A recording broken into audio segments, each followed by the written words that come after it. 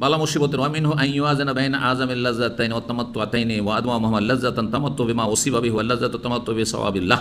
জি, বলছে যে দুটো স্বাদ আর দুটো ভোগের সামগ্রীর মাঝে আপনি তুলনা করেন, কম্পেয়ার করেন। দুটো স্বাদ এবং দুটো ভোগের বস্তুর মাঝে আপনি কম্পেয়ার করেন, তুলনা করে দেখেন। ওয়া আদওয়ামুহা লাযাতান, কোনটার স্বাদ বেশি স্থায়ী। তামাত্তু বিমা উসিবা বিহি ওয়াল লাযাতু তামাত্তুহি বিসাওয়াবিল্লাহ। যে বালা মুসিবত এসেছে দুনিয়াতে, সেটাকে একদিকে রাখেন, সেটার যে জিনিসটা রয়েছে।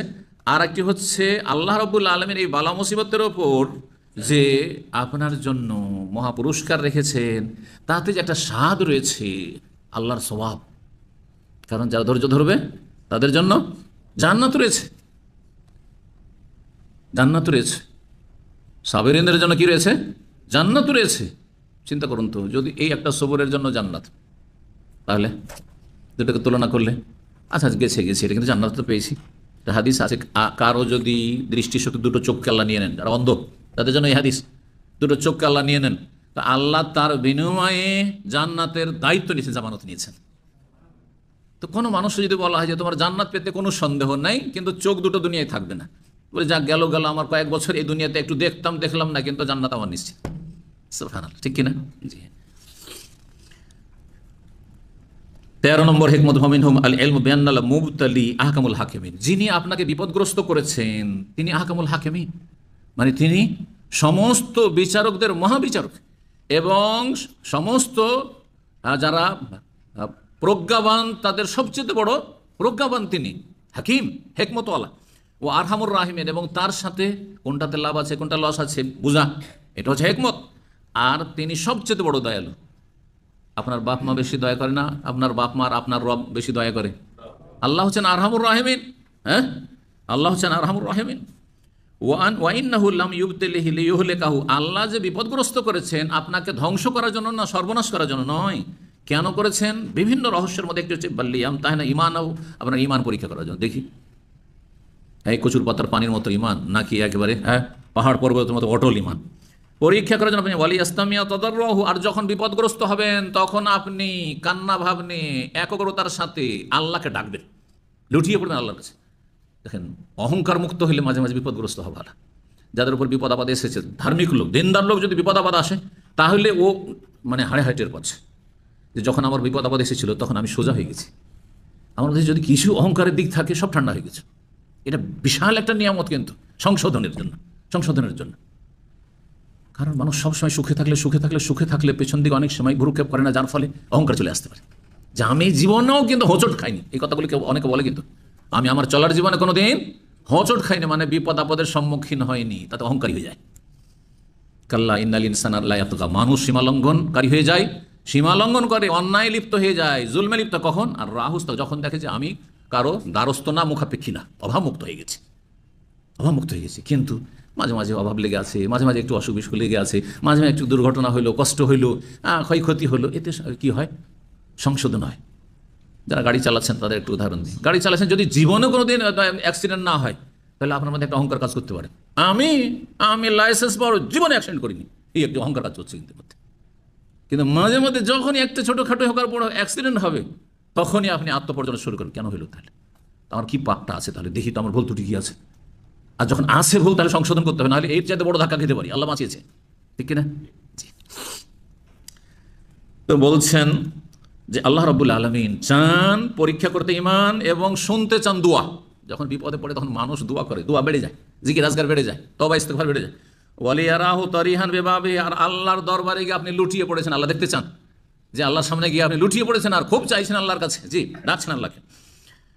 তারপরের হেকমত, 14 নম্বর হেকমত হচ্ছে আইয়া আলামা, এটা আপনার বিশ্বাস করেন, আন্নাল মাসাইবা সাবাবুল লিমান ইল আদওয়া আল মুহলিকা, মানুষের ধ্বংসাত্মক রোগ প্রতিরোধ করে বালা মুসিবত ধ্বংসাত্মক রোগ প্রতিরোধের মাধ্যম বা উপায়। আর ধ্বংসাত্মক রোগ কি? কাল কিবর, যেমন অহংকার ঠান্ডা হয়ে যাবে। যদি যারা ইলেকশন লড়ছে আজকাল, তার কোনোদিন ফেল না করে, বুঝতে পেরেছেন?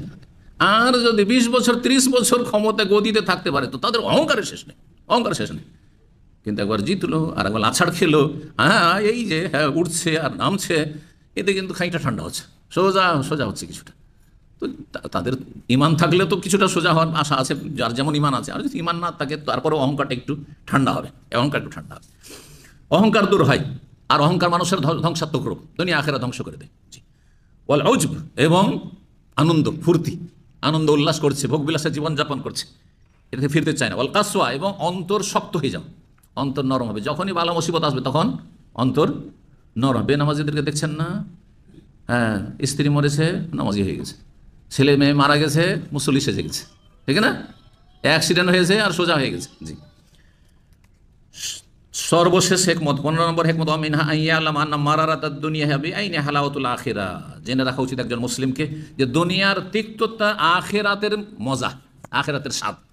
দুনিয়ায় যত তিক্ততা আসবে তত বেশি আখিরাতের স্বাদ বাড়বে, আখিরাতের নিয়ামত আপনার বৃদ্ধি পাবে। অবিল আকস, এর বিপরীত। দুনিয়ায় যদি হ্যাঁ বিলাসিতা করেন, হ্যাঁ বেশি ভোগ করেন, বেশি যদি আনন্দ ফুর্তি করেন, বেশি হাসাহাসি করেন, তাহলে আখিরাতে কী হইতে হবে? তিক্ততার শিকার হইতে হবে। অবিল আকস, বিপরীত। ফাইন খাফি আলাইকা হাজা, যদি এটা আপনি বুঝতে না পারেন তাহলে শোনেন এই নবী সাল্লাল্লাহু আলাইহি হাদিসটি। কওলা সাদিকুল মাসদুক, যিনি সত্যবাদী আর যার সত্যায়ন করা হয়েছে তার হাদিস শোনেন। হুফফাতিল জান্নাতুল মাকারি, জান্নাতকে ঘিরে দেওয়া হয়েছে, সাজিয়ে রাখা হয়েছে কি দিয়ে? কষ্টদায়ক বস্তু, কাঁটা দিয়ে। জান্নাতে গেলে কাঁটাগুলি পার করতে হবে, কষ্টগুলি পার। দুনিয়ার কষ্ট যত করবেন তখন জান্নাতে যাওয়াটা সহজ হবে এবং জান্নাতে উচ্চ স্থান পাওয়া সহজ হবে। অহুফাতিন নার বিশ্ববাদ, আর জাহান্নামকে ঘিরে রাখা হয়েছে হ্যাঁ শাহওয়াত, মানে আনন্দ ফুর্তির, বিলাসের, বিলাস ভোগ বিলাসের বস্তু দিয়ে।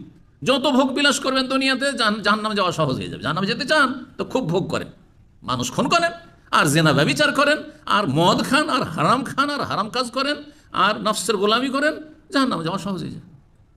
দুনিয়াতে খুব আমোদ ফুর্তি করেছেন, যান এখন জাহান্নামে, কারণ জাহান্নামকে আকর্ষণীয় বস্তু দিয়ে ঘিরে রাখা হয়েছে, পক্ষান্তরে জান্নাতকে কষ্টদায়ক বস্তু দিয়ে ঘেরা হয়েছে। সুতরাং দুনিয়াতে যত কষ্ট হবে তত বেশি জান্নাতে যাওয়া সহজ হয়ে যাবে। বলছেন অফি হাজাল মাকামে তাফাত অকুলুল খালাইক, এখানে গিয়ে মানুষের জ্ঞানের পার্থক্য করেছে, জ্ঞানের পরিধির পার্থক্য। সবাই একই জ্ঞানের অধিকারী নয়, কেউ বিষয়গুলো উপলব্ধি করার চেষ্টা করেছে, যার ফলে বালা মুসিবতকে তারা বরণ করে নিয়েছে, অসুবিধা নেই, আলহামদুলিল্লাহ, ইচ্ছাতে ভালো পাবো।